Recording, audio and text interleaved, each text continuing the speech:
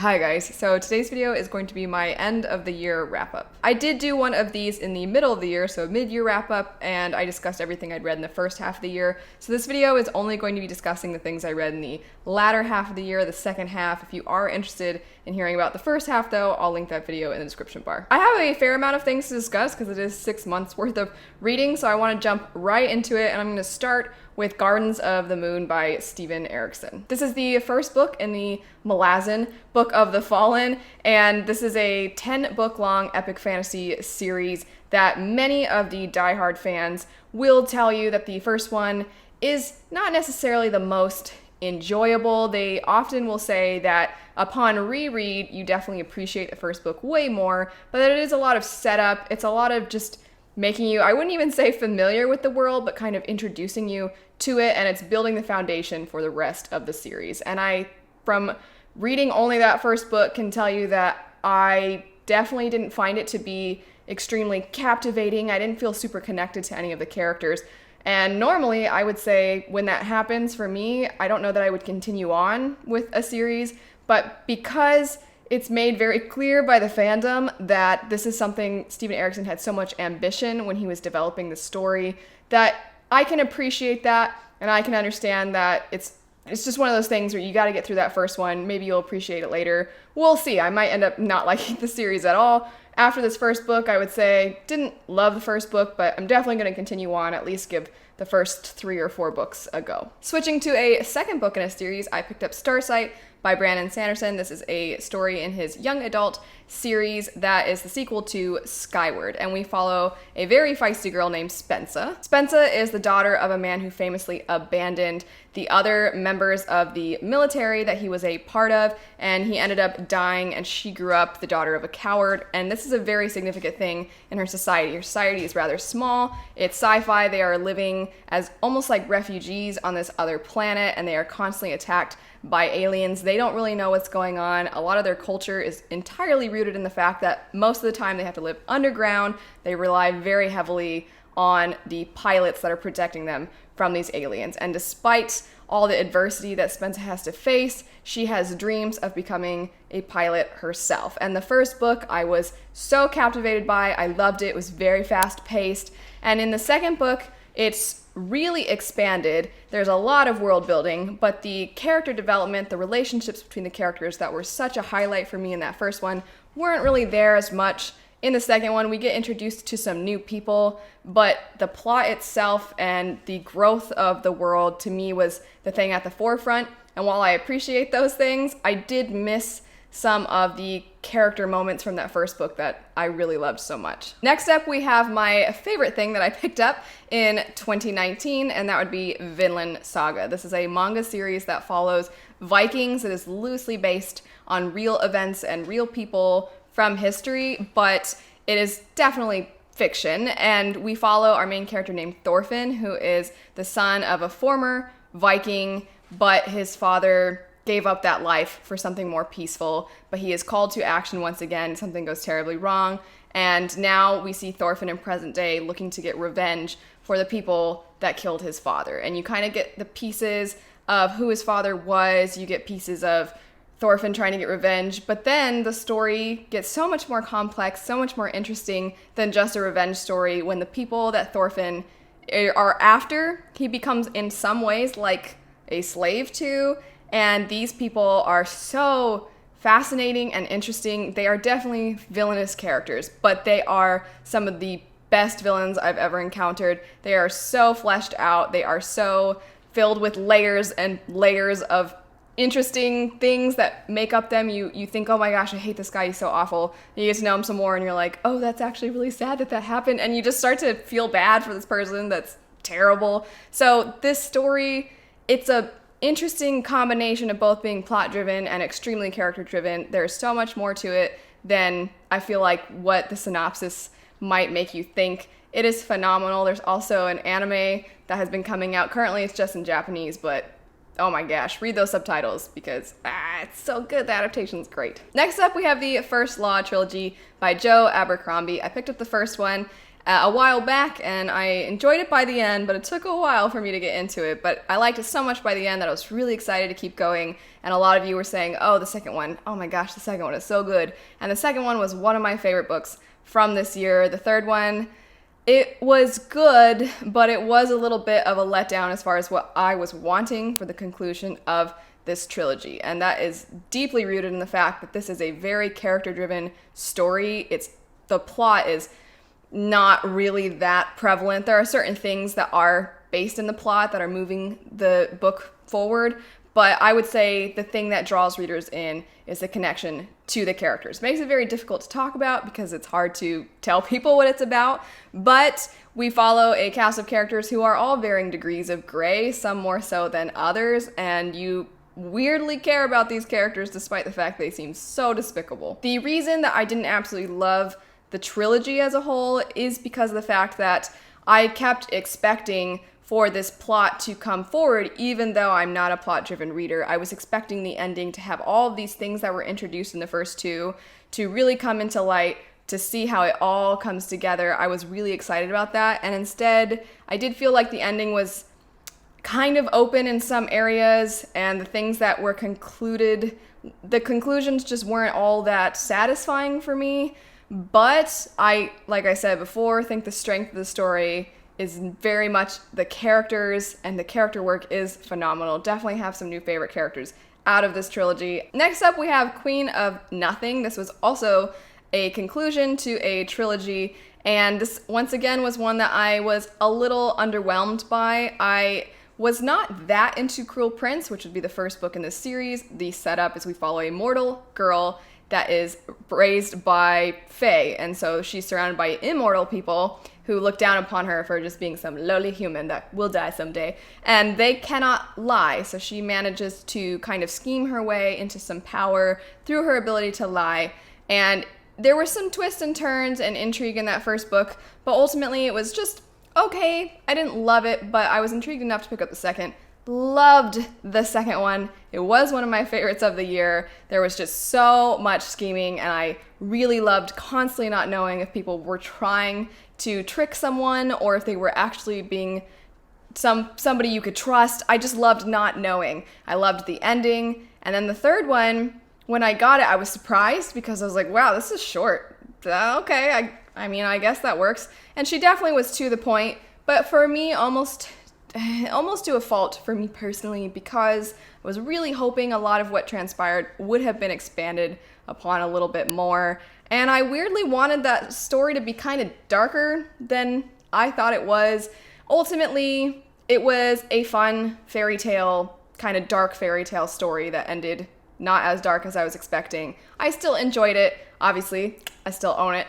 But that middle book, just like with First Law, it's that middle book that I really, really, really liked. Next up, another conclusion to a trilogy, and that would be The Toll by Neil Shusterman. This was, I felt, one of the most plot-driven things I read this year, and it was definitely probably the most plot-driven of the books in this trilogy. We follow a society that is very advanced. We've conquered death, but we still have the threat of overpopulation on planet Earth. The solution is to have people who go around and kill other people for their jobs. That's their very not good solution to this problem, but that's what they've got. And the first book I found so fascinating. There was definitely some tropes in it, but I was captivated immediately. I was so drawn in from the very first page. I loved the moral questions that were presented to us. I loved exploring this world, which I felt we did even more in the second book, and we continue to do in the third book. But I felt that the first book is what made you feel connected to our characters, and you kind of have to rely on that connection to get you through the rest of the series, because I think books 2 and 3 are very plot-driven, and it feels very omniscient, which I think works really well because the AI in the book is basically a character, and it was very interesting. It was also very interesting to see an AI that's not out to ruin mankind. That's very different from, I feel like, what we usually get with these sorts of stories. So I like this twist on a common trope, but the ending, I really liked the very end. I like how everything came together. I do think that final book, it's very chunky, and I do think it could have been condensed a little bit here and there, but ultimately, one of my favorite trilogies, I'd say. I loved it. I would love to go back and reread it again. It's morbid, but has weird humor in it that I really enjoyed. So definitely still a favorite for me. And I was pleased with this conclusion. Next on this list is a very different book from everything else on this list, and that would be The Stranger by Harlan Coben. I picked up this book because my mom has been getting back into reading, and she's been enjoying kind of fun mystery stories, and Harlan Coben is one that she's liked a lot, and so for her birthday, I was like, I want to pick up something that you liked, Mom. What do you want me to pick up? And she gave me this one to pick up, and I ended up really enjoying it. I was really surprised because for a lot of the first chunk, wow, did you hear my dog just now? She is so dramatic. I was surprised because for a while, it's so modern day that I was almost thrown off. I'm so used to fantasy where things are, even if it's delivered in a very straightforward way, fantasy still has this like, I'm royal feel to it, even when you're not even talking about royals. It just has this slightly different old-timey feel. It's a great way to describe fantasy. But the fact that in this story everything feels so modern threw me off because it felt so informal in a strange way. And I eventually found that I was really starting to care about the characters in the story. I was wondering what the heck was going on. And the more and more I read, the more and more twisted things got, and things were going in directions I was not expecting, which is, I feel like, what you want in a mystery thriller type story. I haven't read much of the genre, but I gotta say, I thought this book was a lot of fun. The ending was way more emotional than I was expecting, and I'm very grateful that my mommy picked that book for me to read for her, because I had a good time with it. Next is a book that I realized I left off my favorites, and I'm kind of annoyed at myself for this, but this was a favorite for me of this year. It's a standalone, and it's fantasy / horror for me, because I'm a pansy and the horror elements were enough for me to say it was both. That would be A House of Salt and Sorrows. This was also very tropey. It is a fairy tale retelling of the 12 Dancing Princesses, except for trippy and creepy, but also with lots of YA tropes. And you know what? I had a great time with it. I thought it was so much fun. It was very different from basically everything else I picked up, with the exception of the tropes, obviously. But tropes aren't necessarily inherently bad. This one's just the tropes were not necessarily done in the most original way, so they're kind of cliches. But you know, it was a good time. I had a lot of fun with it. The scary parts were legitimately scary for me. I think I just read this at the perfect time because I had been in the middle of kind of sort of a reading slump. I was between reading these really big fantasy books, and I picked this one up, and it was very dark right away, which I was like, ooh, I like this. And then the more I read, I was like, well, dang, this is really messed up. And then it just kind of stayed that way, and then it got creepy, and I'm like, what the heck's going on? And then just, I don't know, it was so fun. It was a fun ride. I really liked that element of it, and that's really what stuck out to me. I enjoyed it quite a bit. Next up, we have the first book in the Illuminate Files by Amy Kaufman and Jay Kristoff. I was putting this book off for so long because of the weird format. If you have not ever seen Illuminate, pick it up sometime and look at the pages, because the way it's written is you get video surveillance, somebody's documenting what they're seeing, you get messages back and forth from our two main characters who are on these refugee ships, but they are not on the same ship, and they used to date, they're teenagers, and they're kind of trying to get past the fact that they had some drama between the two of them, but also now their planet was attacked, and so things have gotten way more dire than they ever were anticipating. And so it's a lot going on. The format's really interesting, and I was like, I know everybody says it's not gimmicky, but I don't know. And I picked it up, and it wasn't gimmicky. There were a couple times that you had to kind of like turn the book a little to read the words, and I didn't love that. But I appreciated that they went for something very new, despite the fact that the story itself I thought was not the most new thing ever, but it was a good sci-fi story. It was very entertaining, and there's a lot of twists and turns. Ultimately, though, I think the format definitely prevented me from feeling as connected to the characters as I wanted. I've said many times before that my favorite thing is to just sit and reflect on things, the characters, and I didn't get that as much with this story, but I still think if you're interested in it, it's worth a go. Sticking with Jay Kristoff, we also have Nevernight. This is an adult fantasy story that is very dark, and it's very explicit, and I don't want to say it's gratuitous in that there's more than is necessary, but there's more than what is there in a lot of other books. There's definitely a lot of violence, but it fits the story. We're talking about a character who wants revenge for her family, and so she joins a school of assassins, and she gets through a series of tests, some of which involve really pretty interesting dark stuff. And for a lot of people, this story is one of their favorites. It has a very eccentric writing style. It's not quite the Illuminate style of things. This is more of the writing style itself, with the similes and the metaphors, the analogies are way out there. And there's also footnotes throughout the book, a talking cat that's really dark and kind of fun. But I would say, while I completely see why some people adore this as much as they do, I don't think that it was for me. I felt like it had all of the things that I should like in it, and definitely a lot of things that made me care about the character, but only to a certain extent. And I think that is partially because the narration is so interesting that it kind of, while it was a fun reading experience, it was a different reading experience from what I'm accustomed to. I almost just wanted it to be a little more mainstream, which is so unfair, but that was just for me personally. I definitely think if you're looking for something different and you want a good assassin story, you'll probably eat this book up. Next up, we have Aeronauts Windless by Jim Butcher. This is the first thing I've read by him that is not the Dresden Files. It definitely had the same Butcher flair to it, which, that's a weird sentence. But Jim Butcher just has this certain very entertaining quality to his stories that just, even when dark stuff is happening or the stakes are high, it's just a good time. And I definitely felt that was true of Aeronauts Windless. The characters were all, I found, really likable. There was definitely some characters in there that I loved. There are talking cats that I was thinking I wouldn't really like that much, despite the fact that everybody says the cats are great, and they were right. The cats were great in that. The audiobook narration too, while that's not anything to do with the story itself, I liked that narrator's voice a lot, and I loved how he did the cats. It was phenomenal. It is a kind of steampunk setup, so we have everybody's living basically in the sky, and there are airships and there are airship battles, and the main premise is that there are some enemies that are among them, and our characters are trying to find out who the enemies are, and those people are hiding in their society, and they're trying to get them to come out.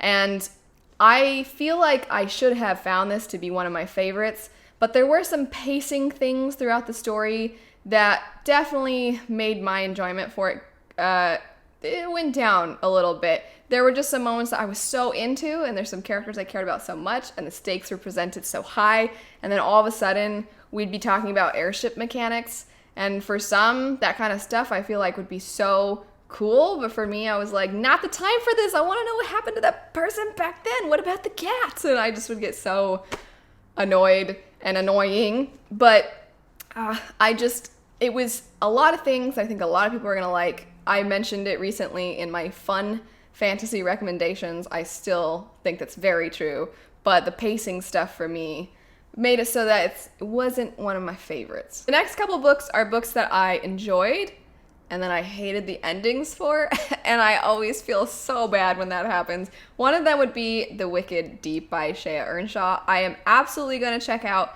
more by this author because I really enjoyed her writing. It was very atmospheric and also very straightforward. I think that's kind of an interesting combination, but that's what I felt about it. And I appreciated the story. I thought it was very different from what I was expecting because it's kind of this dark fairy tale, except for it's in modern day United States. And the premise is that every year there is a certain time of the year that these women that were killed accused of being witches, they call young men into the, or just any men, they like haul them into the ocean and they end up finding the bodies of these young men. And this lasts for a certain period of time. And then it happens every year. And people in this town, it's almost become sensationalized. And our main character, she's like, oh, yeah, I don't know if I believe in it, but it's like still pretty weird. And then this boy comes into town. He's never been to this town, really. She's never met him before. And you're like, oh, I wonder what's going to happen. And of course, he's being called by these girls. And our main character's like, but you're my friend now. I don't want you to drown. And so everything was really twisted and interesting and dark and grim. And I was really enjoying it. And then I I can't tell you why I hated the ending, of course, without spoiling it. I do have a chat for this and a lot of the books on this list, but it was weird. It was so good. There was like a 1-2 page ending or something that I was like, oh, that was nice. I liked that ending. And then all of a sudden I flipped the page and I was like, wait, there's more? And then that last part, it was like, what happened? That was, I don't like this. Anytime my voice gets super screechy and annoying, either I love something or I didn't like it. And this one was that one. The other one, this was an honorable mention in my favorites because I loved so much of it and then I hated the ending. And that was The Bird and the Blade. Once again, I will absolutely check out more by this author because I enjoyed the story so much. We followed the slave of one of the descendants of Genghis Khan, and there is definitely a power vacuum in some ways. There are a lot of these descendants who are politicking to try and get power, and that is the case with some of the people that she is the slave for, and they are trying to survive after some things went wrong. And it's a very hard read in that this poor girl just used herself as nothing, essentially. And seeing her grow throughout the story, seeing her connection with another individual, I thought it was really well done. I think it's a great job of showing some people just have it really rough. And I liked seeing these individuals come together and learn about one another and learn to care about one another. And I enjoyed so much of the story. Did not like the ending. It is a retelling, so I think that this was probably the original ending to some degree, and then the author just kind of made it a little bit more for modern readers. But I didn't like the ending, but I seem to be in the minority, so still recommend it, and hopefully you will like the ending more than I did. I'm going to stick with a book that follows the same pattern the last two did, which is I didn't love this book, but I want to read more by this author. And that would be The Girl the Sea Gave Back. This is a companion novel to Sky in the Deep.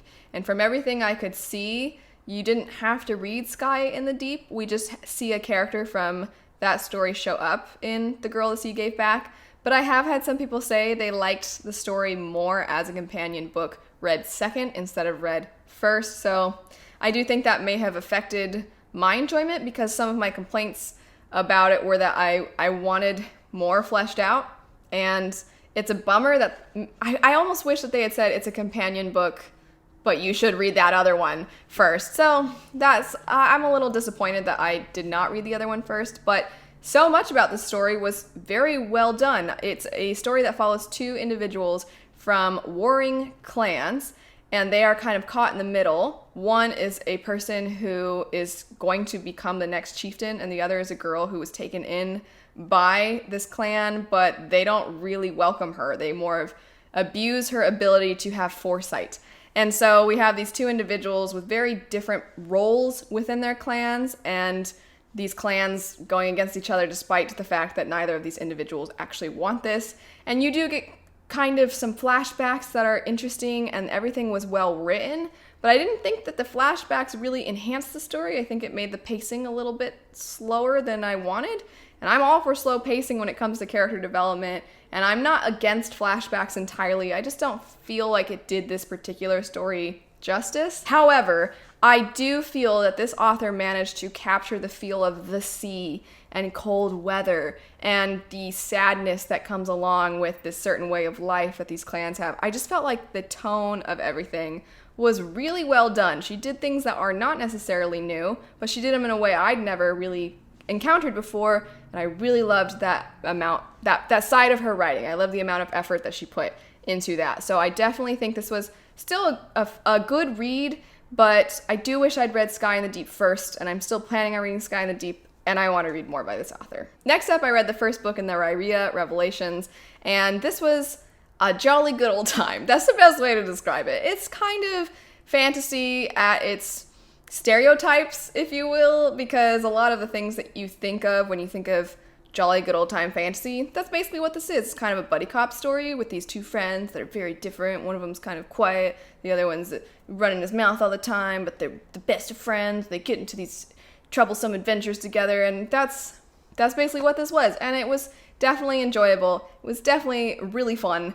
I would read more by Michael J. Sullivan. There were a couple things in the story that took me out of the story. Next up, I reread Six of Crows so that I could read Crooked Kingdom. I read both of them, and I liked them. I liked them a lot, and I was surprised the first time I picked up Six of Crows. I think it was just very different from what I was expecting it to be. I was definitely expecting a fast-paced heist story, which it is a heist story, but I don't think it's fast-paced at all. In fact, I think it's quite slow, and that is definitely because you spend a lot of time getting to know our 6 characters throughout the duology anyway. And I just wasn't expecting that the first time, and then the second time, because I knew it was coming, I enjoyed it a lot more. There are definitely still moments where it feels more youthful in tone, but I still think Leigh Bardugo managed to discuss some pretty difficult things that our characters have gone through and endured without relying on shock. And I think she did it in a way where she showed our characters, while they went through these things, those things do not define them, and that they are growing into their own people. And you understand why they are currently the people that they are, why they are currently living maybe a little bit not the best lifestyle, but I very much enjoyed this trilogy. I thought this duology, I thought the end was very satisfying. I liked the ending a lot. I really liked the ending. Next up, we have a couple of middle grade books, one being The Lightning Thief, which is the first book in the Percy Jackson series. And I'm not opposed to reading things for different ages that aren't my age, but this one may have been just a little too young for me, so I don't know that I have much to say about it. And I can see why people love it. I can definitely see why people feel so fond. They feel fondness when they think of it, because I can see where they probably loved it as kids. And that's not to say you can't pick it up as an adult and enjoy it, but yeah, I just didn't really care for it, and I feel kind of bad. But I really do think it's just because it was so outside of my age range. I did not think that was the case, though, with The Arithmetist by Brandon Sanderson. I have seen this marketed as middle grade, but I actually felt like in some ways it was less so for younger readers than Skyward. I thought there were elements of Skyward that made it feel younger in tone than The Arithmetist. But either way, this was one of my favorites from this year. I adored it, and I was really surprised because I love Sanderson's Cosmere, and I did end up really liking Skyward a lot. So when I was picking this up, I was like, I don't know if it's going to be comparable. And I feel was better than some of his other works. I really liked it. The world it's like a kind of sort of alternate history of our own world that eventually morphed into a different version of our world. And the United States is made up of a bunch of islands, and there are these things that are like made of chalk that are these monsters, and our characters, the magic system is based around chalk and drawing and everything, but our main character can't use this magic, but he has dreams of being able to use this magic, and he partners up with this quirky girl and this kind of quirky teacher, and it was so good. I was surprised at how quickly I cared about our character, because I do think sometimes Sanderson's books start a little slow and it takes time, but it didn't. This book I cared instantly. It was so much fun. And then at the end, I am now with all those other people that are like, hey man, when are you going to write the sequel to this? After this, we have a standalone story that I very much enjoyed, and that would be Sorcery of Thorns. It's a story that follows a girl who wants so badly to become like this warrior librarian in a way. She's basically wanting to become a guard that protects these magical books that, if tampered with, can become monsters. She gets framed for one of the monsters being released, and now all her dreams are shattered, and she's exposed to this world that she had some preconceived notions about, and she's very naive, and she learns throughout the story. And it was really sweet, and it definitely had some tropes in it.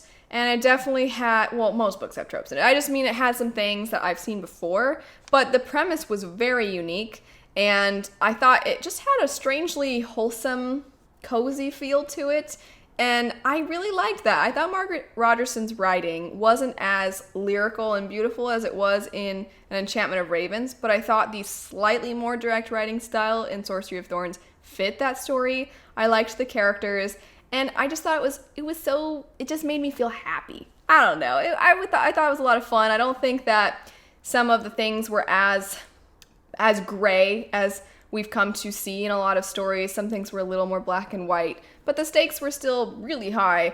And I thought it was a good younger end of younger of young adult. Next up is a book that I don't know how I feel about it. That would be Serpent and Dove. And this is a will they, won't they, half romance, half fantasy story. I don't normally pick up tons of stuff where the romance is one of the bigger elements of the book, but I do every now and then, and that's the case with this story. We follow a girl who is a witch by birth, and she is, through some interesting circumstances, married off to a witch hunter who doesn't know she's a witch, so she is constantly like, ah, shoot, I gotta make sure he doesn't find out, but also, do I like him? There's definitely some air of mystery as to why our main character is on the run from some other people, and you kind of find out more about that as the story goes on. You find out more about our main characters and the society as a whole, and how there's some pretty bad stuff going on both the witches' ends and the witch hunters' end. But overall, I enjoyed certain elements of the story quite a bit, and then other elements not as much. But I'm intrigued to pick up the sequel to see how. I think it's just going to be a duology. I kind of want to see where this story goes. That's basically it. I was rereading some Witcher books, and I was rereading some of Sanderson's Cosmere this year, but you guys have heard me talk about that a lot. But if you are new, I will link my Sanderson playlist and my Witcher playlist if you want more details about anything to do with those. Also, since there were so many books to talk about, I know I didn't get as in-depth about some of them maybe as you would have wanted, but I do have pretty in-depth book reviews and chats for most of these, if not all of them. So I will link my playlist down below if you would like to see more in-depth thoughts for a lot of them. Thanks so much for watching. Happy New Year to you whenever you're watching this. It's either New Year's Eve or it's already the new year for you, depending on where you're at. But anyway, yay for a new year. I'm really excited to read more books and have new life experiences, and I hope that the new year goes well for you. I'll see you guys later. Bye.